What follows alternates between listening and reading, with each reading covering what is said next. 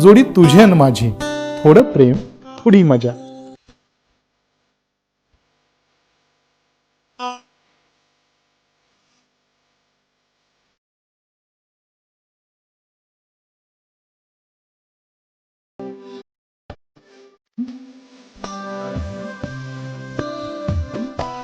जोडी तुझी अन माझी, थोडं प्रेम थोडी मजा.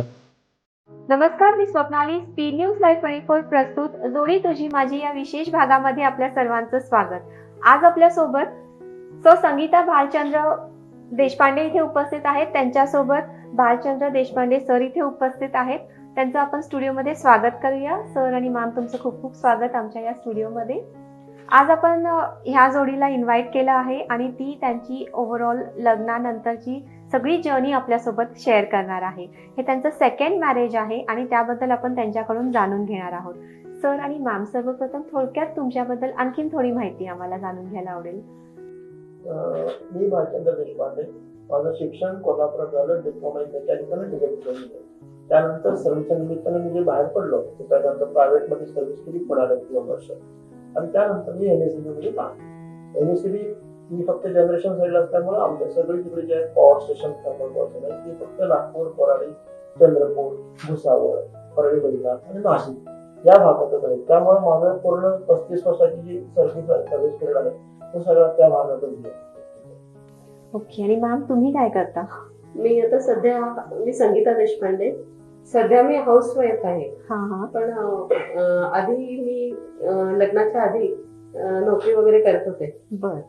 कोल्हापुरात मेडिकल कॉलेजमध्ये 1-2-3 वर्ष जॉब केला आणि नंतर माझं ह्यांच्याशी लग्न झाल्यावर मग आम्ही परळी वैजनाथला गेलो. मग नंतर मी पुढचं शिक्षण पूर्ण केलं. 12वी पर्यंत माझं आधी झालं होतं शिक्षण. मग इतिहास विषय घेऊन, हिस्ट्री विषय घेऊन मी MA केलं, नंतर BA केलं. सोबत गाण्याच्या परीक्षा वगैरे दिल्या आणि घरातच मी असायचे आणि माझे छंद जोपासत होते घरी. आणि मग हे ड्युटीला गेले की वाचन, गाण्याचा छंद, गाण्याचा पण परीक्षा दिल्या सोबत मी. शास्त्रीय संगीताच्या 3-4 परीक्षा दिल्या परळी वैजनाथला असताना. आणि अशा तऱ्हेनं लग्नानंतर तुम्ही तुमचं एज्युकेशन सगळं सुरू झालं. पुन्हा एकदा तुम्ही सगळ्या वाटचालीकडे सुरुवात केली.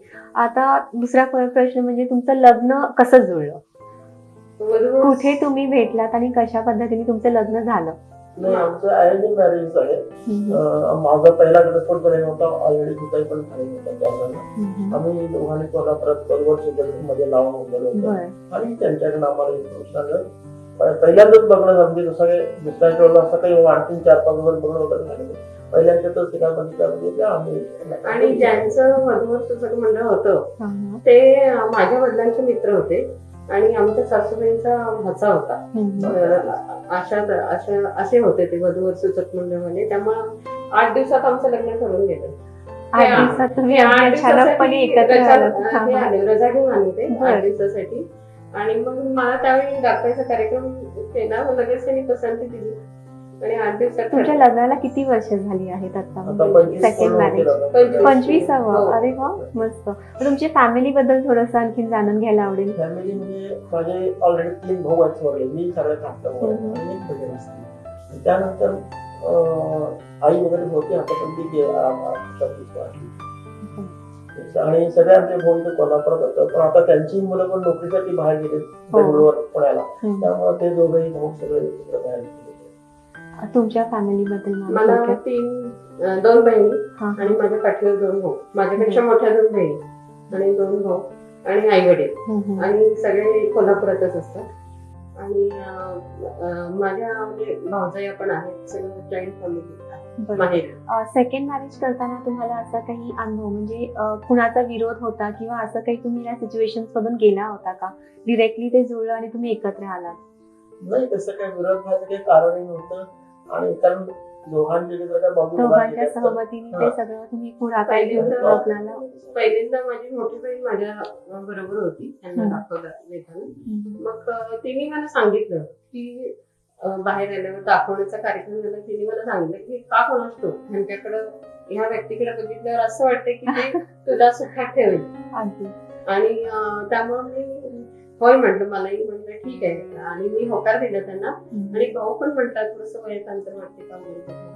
पण मी म्हटलं नाही, मला का कोण असतं, त्याला बघितल्यावर मला वाटलं की मी सुखात आहे. आणि खरंच 95 सालापासून मी इतकी सुखात आहे की त्यांनी मला सगळे माझं हौस पुरवलेली आहे. तुमच्या दोघांचा स्वभाव कसा आहे आणि तुम्ही एकमेकांना कशा पद्धतीने समजून घेता? हे तुमची तर अतिशय 25 शांत आहे. वर्ष झाली लग्नाला, मग ह्याच्यामध्ये तुमच्या दोघांचा स्वभाव एकमेकांना सपोर्टिंग आहे किंवा थोडस कसा आहे? स्वभाव आमच्या दोघांचे एकमेकांना सपोर्टिंग आहे. आणि आता मॅच्युरिटी आलेली असल्यामुळं असं काही कुठल्या छोट्या गोष्टी सुद्धा तिथे झालं असेल, वादविवाद विषय जास्त काय पण होत नाही, तर तेवढ्यापुरतं समजून घेऊन थोड्या वेळानं जरा शांत वगैरे झाल्यानंतर परत माणूस समजून जातो की आपण कुठे चुकलंय काय किंवा काय चुकलंय काय. आणि जे पाहिजे आपल्या अंगात की बाबा आपलं चुकलंय की हे आपलं अगोदर बघायला पाहिजे. आणि मग त्याप्रमाणे पुढच्या व्यक्तीला आपण त्या व्यक्तीच्या जागी आपण आहोत आणि ती जर काय आपल्याला असं बोलले किंवा काय झालं तर कसं आपल्याला पटेल, आपल्याला आवडेल, हा विचार करून आम्ही दोघंही समजून. तुमच्यामध्ये दोघांमध्ये रागीट कोण आणि प्रेमळ कोण आहे? हे अतिशय शांत आहेत स्वभावाने. आणि रागीट तसं मी पण, मला थोडासा कधी तर राग येतो, पण ते त्यावेळेस सांभाळून घेतात. ते म्हणजे इतके शांत असतात आणि मला समजावून सांगतात. आणि तुम्ही खरंच त्यांनी मला इतकं म्हणजे तुलासारखं जपलेलं आहे लग्नामध्ये. आणि मला समजून घेतले, माझी इच्छा त्यांनी छंद सगळे पुरवलेत, माझ्या इच्छा सगळ्या जपलेल्या आहेत, त्यांनी इच्छा पूर्ण केल्यात माझ्या. मी काही मागायच्या आतच त्यांनी मला सगळं दिलेलं आहे. मस्त. कुठलीही गोष्ट त्यांनी म्हणजे मला असं अमुक आता पाहिजे अशी काही सगळं मला त्यांनी सुख म्हणजे म्हणतात ना, सगळं मी खूप सुखात आहे त्यांच्यावर. आणि विचारी आणि वाचन त्यांचं अफाट असल्यामुळे अतिशय विचारी येते. त्यांच्या काही आवडीनिवडी तुम्ही सांगू शकता? त्यांना म्हणजे त्यांना फक्त काय एकांत आवडतं जास्त, म्हणजे त्यांना असं कोणाशी शेजारी पाजारी वगैरे बोलत बसावं. आणि म्हणजे ह्यांच्या उलट तेवढं मात्र आमच्या दोघांचं हे आहे की मला बडबड स्वभाव माझा आणि त्यांचा अतिशय अबोल स्वभाव आहे. अशा वेळेला म्हणजे तुम्ही बोलत असता आणि ते शांत बसतात, म्हणजे कुठेतरी आमच्या फक्त ऐकून घ्यायचं काम करतात. बदल्या कुठेतरी झाल्या तर शेजारी कोण राहतंय शेजारच्या घरात ते त्यांना सासामीने आडनाव सुद्धा माहिती. मग मला हे म्हणायचे अगं शेजारी कोण आपल्या आणि त्यांचा आडनाव काय. त्याचा मला फायदा असा होतो की तिच्या ओळखीमुळे बरेचसे लोक म्हणजे काय चाललंय कॉलनी किंवा पुढे काय चाललंय हे मला समजतं. आणि माझ्या गाण्याच्या आवडीनं छंदामुळं मी अशा ग्रुपमध्ये वगैरे किंवा क्लासेसला वगैरे कार्यक्रमात भाग घेतली. त्यामुळे संगीताच्या माझ्या छंदामुळं बरेचसे लोक आम्हाला कनेक्ट झाले. हो, संगीताची आवड तुम्हाला आहे तर तुम्ही कशा प्रकारे संगीत म्हणजे गायन वगैरे त्याचे काही क्लासेस वगैरे घेता? कसा तुम्ही तुमचा वेळ घालवता? नाही, मग आमचं काय झालं, ट्रान्सफर जॉब असल्यामुळे माझ्या पहिल्या परीक्षा 4 परीक्षा परिणितला. नंतर मग नाशिकला गेलो, 4 वर्ष मध्ये गॅप झाली कारण तिथं गाणं शिकवणारं कोणी नव्हतं कॉलनीमध्ये. तर सिटीत जाणं मला शक्य नव्हतं. आणि मग मी 4-5 वर्ष गॅप घेतला. मग शेवटी कोयनेला आलो. नंतर कोयनेला आल्यावर मग तिथं 5वी 6वी परीक्षा दिली मी शास्त्रीय. अच्छा, सरांसाठी एखादं गाणं तुम्ही डेडिकेट करू शकता? छानसं नक्कीच ऐकायला आवडेल आम्हाला. घरी दोघं असलं की नाही म्हणतात, मग तुम्ही दोघांनी एकमेकांसाठी आम्हाला गाणं म्हणून दाखवायचं आमच्या व्ह्युअर्ससाठी आणि माझ्यासाठी. जीवनात ही घडी अशीच राहू दे, जीवनात ही घडी अशीच राहू दे, प्रीतीच्या फुला परी वसंत नाचू दे, जीवनात ही घडी अशीच राहू दे, जीवनात ही घडी अशीच राहू दे. खूप छान, मस्त गाणं म्हटलं तुम्ही. आता सर तुम्ही एखादं गाणं मॅम साठी. याद किया दिल ने कहा हो तुम, झूमती बहार है कहा हो तुम, प्यार से पुकारो जहां हो तुम, प्यार से पुकारो जहां हो तुम, याद किया दिल ने कहा हो तुम, खो रहे आज किस ख्याल में, दिल बसा है बेबसी के जाल में,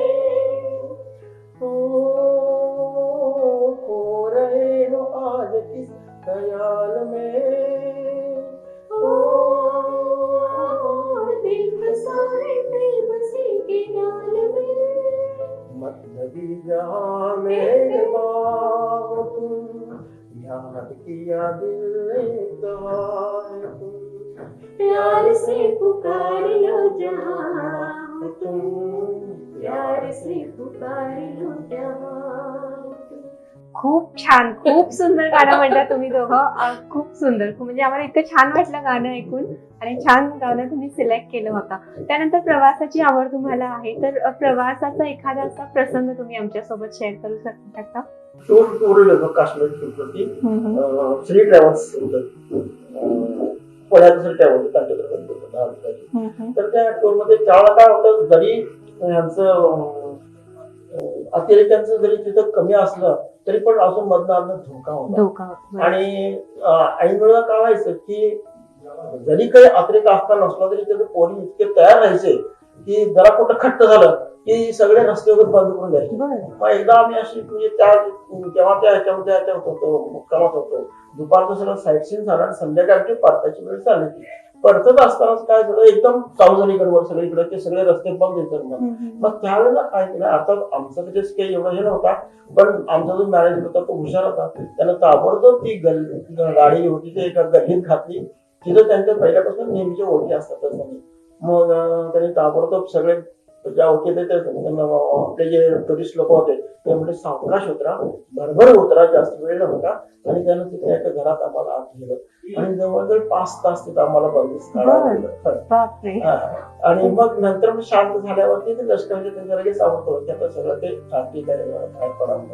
मग त्या वेळेत काय झालं, त्यावेळेला एक तर जागा छोटीशी आणि सगळे जवळजवळ 25 ते 27 लोक पडले. मग ते कसे तरी करून आपले एकमेकाशी गप्पा गोष्टी करत 5 तास एकत्र म्हणजे तुम्ही त्या ह्याच्यामध्ये बंदिस्त होता. काही करू शकलो नाही, ना खायला ना पिण्याला काही नाही. फक्त निदान राहायला जागा मिळाली आणि आपण त्या ह्याच्यात कुठं अडकलो नाही. तुम्ही सेफ बाहेर पडला तिथून. आणि असंच एक प्रसंग आम्हाला युरोप ट्रिप मध्ये आला. लंडनला आम्ही सकाळी पोहोचलो पहाटे आणि नंतर मग 2 दिवस आमचा लंडन मध्ये मुक्काम होता. तर त्याच्यानंतर हॉटेलवर नेलो, दिवसभर आम्हाला साईट सीन वगैरे दाखवलं. 2 दिवस आम्ही लंडन मध्ये राहिलो आणि तिसऱ्या दिवशी ब्रेकफास्ट करून निघायचं असं आम्हाला मॅनेजरने सांगितलं.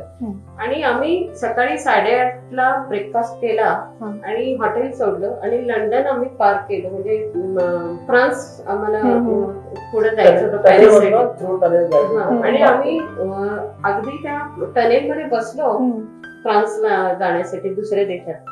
बॉर्डर पार केली लंडनची आणि आम्हाला तिथंच एक ब्रेकफास्ट आणि तिथं जेवणासाठी आम्हाला थांबवलं. फ्रान्समध्ये गेलं. तिथं 11 वाजता सकाळी आम्हाला लगेच बातमी आली की ज्या लंडन ब्रिज वरून आम्ही 2 दिवस फिरत होतो तिथं बॉम्बस्फोट झाला आणि 8 लोक त्यावेळी तुम्ही तिथून म्हणजे सेकंड हा इन्सिडेंट की तिथे पुन्हा थँक गॉड असं म्हणायची संध्याकाळी तिथून गेलो. ओके.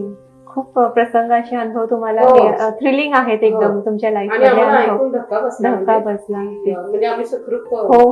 आमचे गुरु स्वामी स्वरूपानंद पावसचे आम्ही दोघांनी 12 साली आमचे अनुग्रह झालेला आहे. त्यांच्यामुळे आम्ही वाचलो. खरंच आहे, म्हणजे इतका अनुभव तो वाईट होता. म्हणजे एकदम या प्रवासातला आपण इंडिया सोडून तिकडे जातो तेव्हाचा हा अनुभव आणि इकडे परत हा अनुभव आणि दुसऱ्या देशामध्ये असे विनोदी पण अनुभव आले खूप प्रवासामध्ये. रिटायरमेंट नंतरची जी आता तुमचं लाईफ आहे किंवा रिटायरमेंट नंतर जे आता तुम्ही सगळ्या फ्रेंड्सशी वगैरे सगळे राहता बोलता, तर ते लाईफ कसं तुम्ही सगळ्या रुटीन चाकोरीबद्दल असं आम्ही म्हणजे जेव्हा मी इथं कोल्हापुरात असतो तेव्हा मग ते रुटीन ठरलेलं असतं. 5:30 पासून आमचे बाहेर फिरून वगैरे यायचं. 4-5 किलोमीटर त्यानंतर चहा पाणी मग सकाळी आणि मग नेहमीप्रमाणे संध्याकाळी सेम केस.